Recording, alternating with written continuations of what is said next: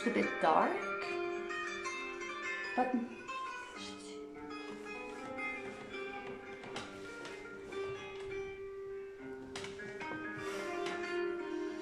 welcome to another reading of 1001 Nights.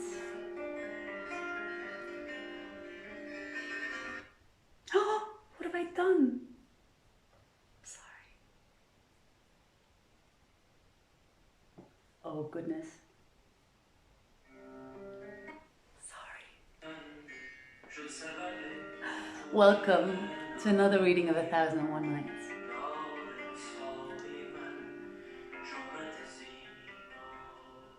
This is going to be my last reading of 1001 Nights in 2020.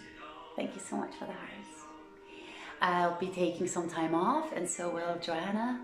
And before I do my last reading, there's a few words I'd like to say.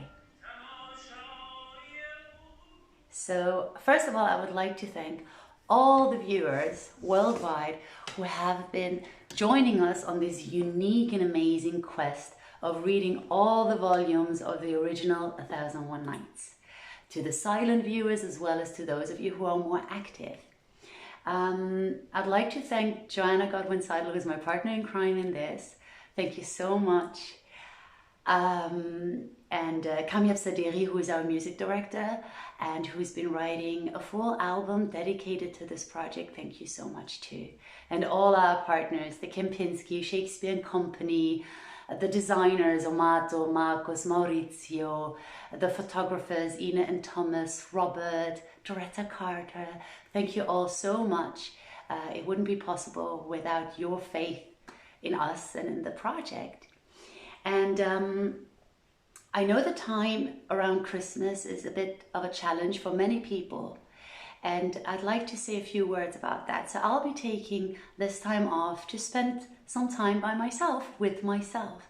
And why am I doing that? Because I believe in solitude you will find all the answers you actually need, all of them really. And if you ever feel outrooted, this is the place to go back within, right?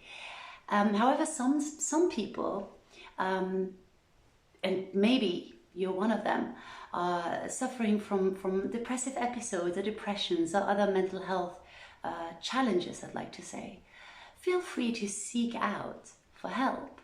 It is a strength to admit to oneself his or her own weakness, and we all have our weaknesses, right? I have mine too. And it is a form of strength to detect them and to reach out for help if we have to, if we need to. And if you are a person who is going through these times rather easily, you know, offer your help to those who are in need. I will be posting phone numbers as well as links, especially for the Austrian area, where you can reach out for help if you need someone to talk to, or if you're looking for a therapist or anything else actually. And there is one thing I'd like to read to you that I found today on TikTok. It is from the Bhagavad Gita, one of the oldest Hindu scriptures. It says, "Raise yourself by yourself. Do not let down yourself by yourself. It is the self that gives respect to the self, and it is the self that deceives the self. Yourself is your friend. Yourself is your enemy. It is you who need to decide whether to raise yourself or let yourself down." I'll be posting that too. I think it's very inspiring. All right. As Joanna always says, without further ado, I will be reading my last 1001 Nights reading of this year. And thank you so much for joining. Hi, Qani Abdu. Thank you. Enjoy the reading. All right, let me get off my slippers. Now, when it was the 247th night, she said, "It hath reached me, O auspicious king, that when Amjad and Asad heard this story from Bahram the Magian, who had become a Muslim, they marveled with extreme marvel, and thus passed that night. And when the next morning dawned, they mounted, and riding to the palace, sought an audience of the king, who granted it, and received them with high honour. Now as they were sitting together talking, of a sudden they heard the townsfolk crying aloud and shouting to one another and calling for help. And the chamberlain came in to the king and said to him, Some king hath encamped before the city, he and his host, with arms and weapons displayed, and we know not their object and aim. The king took counsel with his vizier Amjad and his brother Asad. And Amjad said, I will go out to him and learn the cause of his coming. So he took horse, and riding forth from the city, repaired to the stranger's camp, where he found the king, and with him a mighty many and mounted Mamelukes. When the guards saw him, they knew him for an envoy from the king of the city. So they took him and brought him before the sultan. Then Amjad kissed the ground before him, but lo, the king was a queen, who was veiled with a mouth veil, and she said to Amjad, Know that I have no design on this, your city, and that I am come hither only in quest of a beardless slave of mine, whom, if I find with you, I will do you no harm. But if I find him not, then shall there befall sore onslaught between you and me. Asked Amjad, O queen, what like is thy slave, and what is his story, and what may be his name? Said she, His name is Asad, and my name is Marjana. And this slave came to my town in company of Bahram, a Magian who refused to sell him to me. So I took him by force. But his master fell upon him by night and bore him away by stealth, and he is of such and such a favour. When Amjad heard that, he knew it was indeed his brother Asad whom she sought, and said to her, O Queen of the age, Alhamdulillah, praised be Allah, who hath brought us relief. Verily this slave whom thou seekest is my brother. Then he told her their story, and all that had befallen them in the land of exile, and acquainted her with the cause of their departure from the islands of Ebony, whereat she marvelled and rejoiced to have found Asad. So she bestowed a dress of honour upon Amjad, and he returned forthright to the king and told him what had passed, at which they all rejoiced, and the king went forth with Amjad and Asad to meet Queen Marjana. When they were admitted to her presence and sat down to converse with her, and were thus pleasantly engaged, behold, a dust cloud rose and flew and grew till it walled the view, and after a while it lifted and showed beneath it an army died for victory in numbers like the swelling sea, armed and armoured cap a pie, who, making for the city, encompassed it around as the ring encompasseth the little finger, and a bared brand was in every hand. When Amjad and Asad saw this, they exclaimed, Verily to Allah we belong, and to him we shall return. What is this mighty host? Doubtless these are enemies, and except we agree with this Queen Marjana to fight them, they will take the town from us and slay us. There is no resource for us but to go out to them and see who they are. So Amjad arose and took horse and passed through the city gate to Queen Marjana's camp. But when he reached the approaching army, he found it to be that of his grandsire, King Ghayur, father of his mother, Queen Budur. And Shahrazad perceived the dawn of day and ceased saying her permitted say. Now when it was the 248th night, She said, "It hath reached me, O auspicious king, that when Amjad reached the approaching host, he found it to be that of his grandsire, lord of the isles and the seas and the 7 castles. And when he went into the presence, he kissed the ground between his hands and delivered to him the message." Quoth the king, "My name is King Ghayur, and I come wayfaring in quest of my daughter Budur, whom fortune hath taken from me. For she left me and returned not to me, nor have I heard any tidings of her or of her husband, Kamar Al-Zaman. Have ye any news of them?" When Amjad heard this, he hung his head towards the ground for a while in thought, till he felt assured that this king was none other than his grandfather, his mother's father.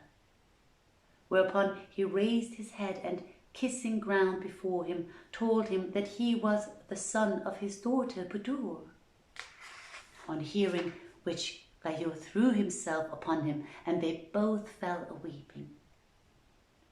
Then said Ghayur, "Praised be Allah, O my son, for safety, since I have foregathered with thee."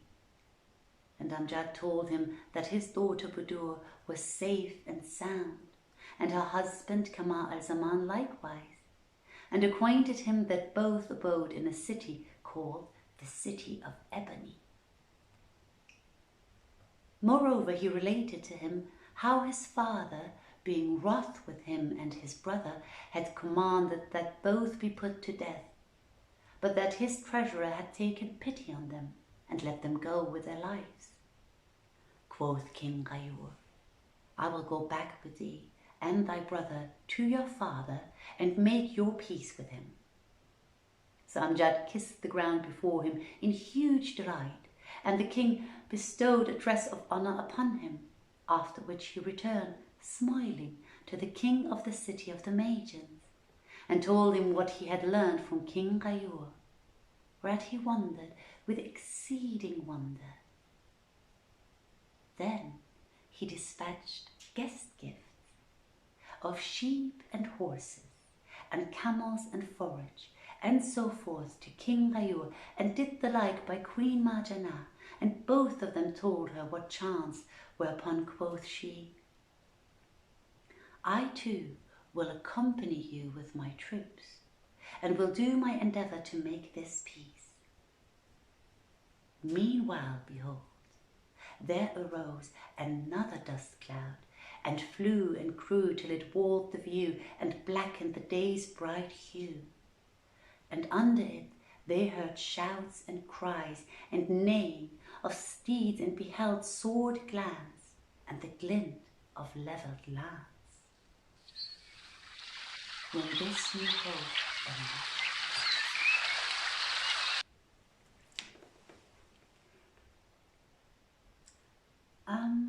When this new host drew near the city and saw the 2 other armies, they beat their drums, and the king of the Magians exclaimed, "This is indeed naught but a blessed day. Praised be Allah, who hath made us of accord with these 2 armies, and if it be his will, he shall give us peace with yon other as well." Then said he to Amjad and Asad, "Fare forward, and fetch us news of these troops, for they are a mighty host, never saw I a mightier." So they opened the city gates, which the king had shut for fear of the beleaguering armies, and Amjad and Asad went forward, and coming to the new host, found that it was indeed a mighty many. But as soon as they came to it, behold, they knew that it was the army of the king of the Ebony Islands, wherein was their father, King Kamar Al-Zaman in person. Now when they looked upon him, they kissed ground and wept. But when he beheld them, he threw himself upon them, weeping with sore weeping, and strained them to his breast for a full hour. Then he excused himself to them and told them what desolation he had suffered for the loss and exile, and they acquainted him with King Ghayur's arrival. Whereupon he mounted with his chief officers, and taking with him his 2 sons, proceeded to that king's camp. As they drew near, one of the princes rode forward and informed King Ghayur of Kamar al-Zaman's coming. Whereupon he came out to meet him, and they joined company, marvelling at these things, and how they had chanced to foregather in that place. Then the townsfolk made them banquets of all manner, meats and sweetmeats, and presented to them horses and camels, and fodder and other guest gifts, and all that the troops needed. And while this was doing, behold, yet another cloud of dust arose, and flew till it walled the view, whilst earth trembled, with the tramp of steed and tabors sounded like stormy winds. After a while, the dust lifted and discovered an army clad in coats of mail and armed cap-a-pie, but all were in black garb, and in their midst rode a very old man, whose beard flowed down over his breast, and he also was clad in black. When the king in the city and the city folk saw this great host, he said to the other kings, "Praised be Allah, by whose omnipotent command ye are met here, all in one day, and have proved all known one to the other.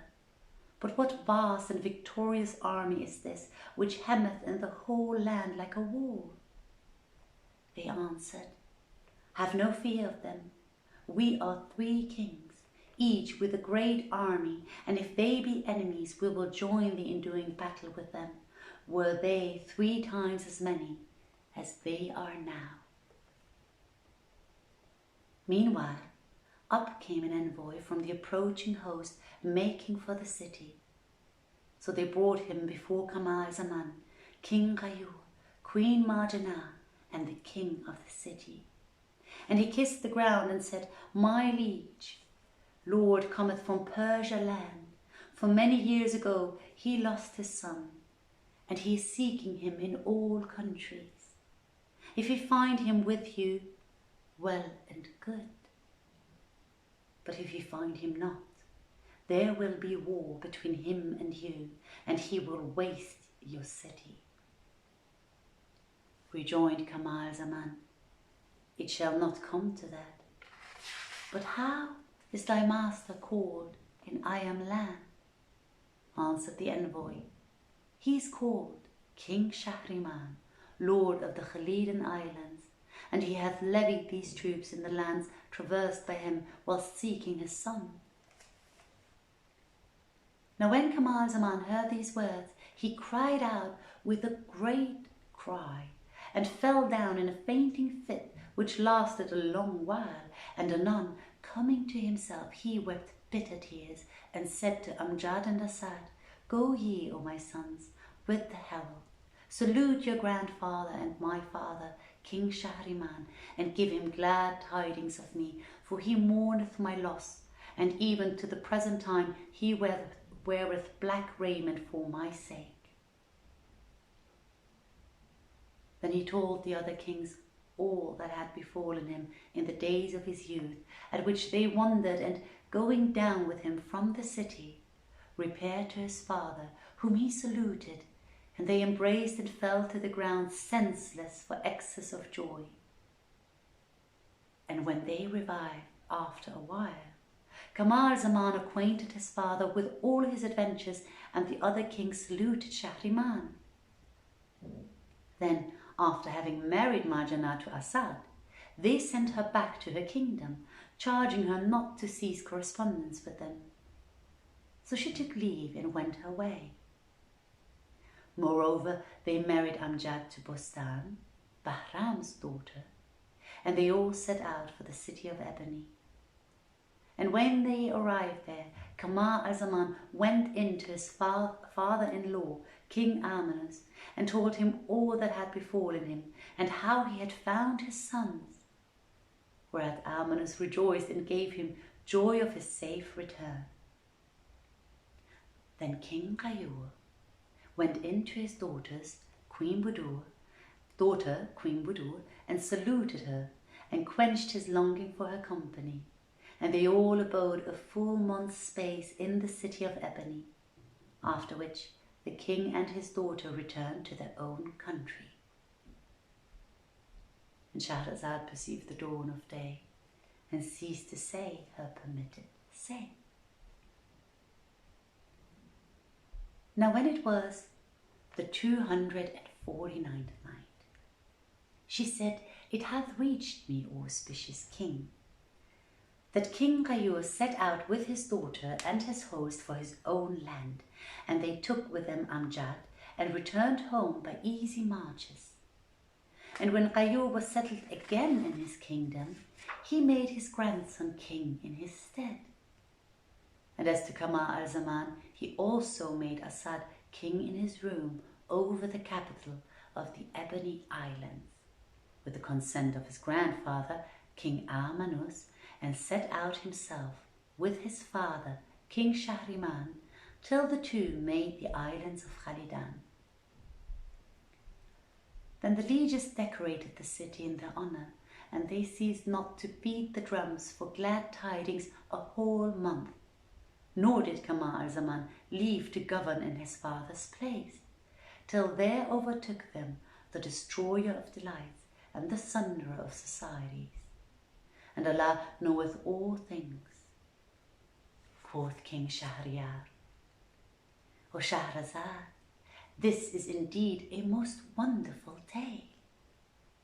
And she answered, "O King, it is not more wonderful than that of Ala al-Din Abu Al Shamat." "What is that?" asked he. And she said, "It hath reached me that there lived in times of yore and years and ages long gone before a merchant of Cairo named Shams al-Din, who was of the best and truest spoken of the traders of the city. And he had eunuchs and servants and slaves and handmaids and mamelukes and great store of money.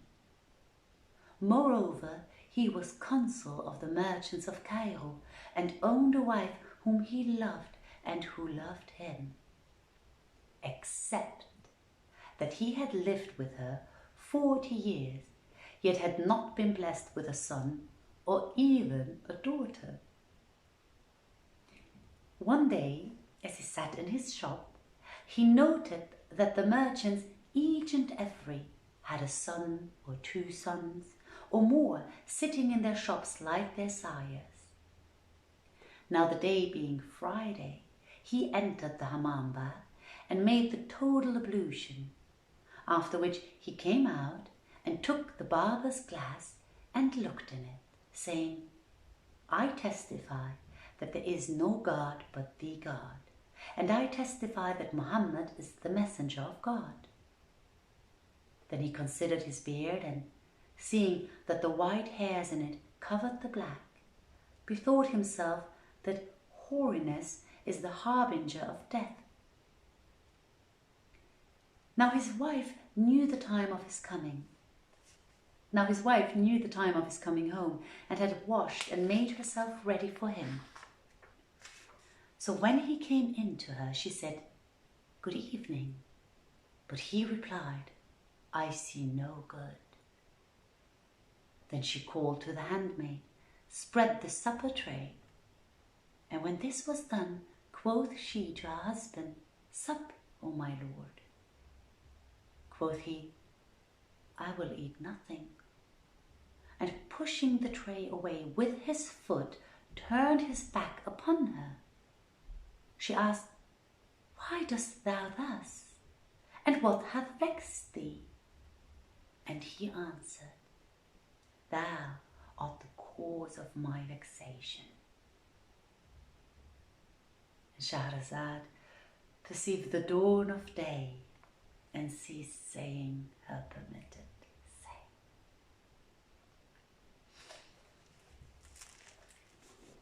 That was it for 2020. I wish you all wonderful holidays wherever you are, joyful times of solitude,